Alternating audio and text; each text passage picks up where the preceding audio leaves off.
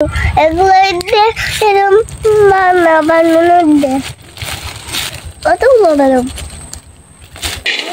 সকাল থেকে বাদামের মোচাটা নিয়ে পিছন পিছন ঘুরছে আমার এলিয়েনের ছাওয়েরা, তাই বাদাম দিয়ে তানিবেনি করে বাদামের পাটালি বানিয়ে ফেললাম। তাহলে চলেন চোখ বন্ধ করে কান দিয়ে দেখে আসবেন একটু। এজন্য প্রথমে ফেলে রাখা কড়াই বাদামগুলো দিয়ে ভেজে পুড়ে নিতে হবে। কিছুক্ষণ রেখে গরম করে জুড়িয়ে গেলে শোল্ডারের সাথে থাকা মেশিনটার মাধ্যমে মুচড়িয়ে মুচড়িয়ে গা থেকে চামড়াগুলো আলাদা করে নিতে হবে। এভাবে করে সবগুলোকে অপরিষ্কার করে একটা কড়াইয়ের উপরে চুলা বসিয়ে দিয়ে দিতে হবে বিষাক্ত কতগুলো চিনি। চিনিগুলো দিয়ে নাড়তেই থাকবেন। এখানে কিন্তু চিনির পরিবর্তে বিষাক্ত মিডিয়াও ব্যবহার করা যাবে। চুলার জাল কিন্তু অবশ্যই কমিয়ে রাখতে হবে। যখন দেখবেন নাড়তে নাড়তে হাত ব্যথা হয়ে গেছে আর ধৈর্যের বাঁধ ভেঙে গেছে, আর যখন দেখবেন ওদিকে চিনিগুলো পুরো কয়লা হয়ে গেছে, তখনই অপরিষ্কার করে রাখা বাদামগুলো দিয়ে দিতে হবে। এ পর্যায়ে বাদামগুলো দিয়ে আবারও নাড়তেই থাকবেন যেন বাদামগুলোর সাথে পুড়ে একেবারে কয়লা হয়ে যায়। এবারে বাগান থেকে আনা বিশেষ একটা প্লেট এনে সরিষার তেলের মতো দেখতে মধু মেখে পোড়া মিশ্রণটাকে ঢেলে দিতে হবে। বেলচাটা দিয়ে সমান করে দিয়ে নিরিবিলি ওদিক কিছুক্ষণ ঘুরে আসবেন।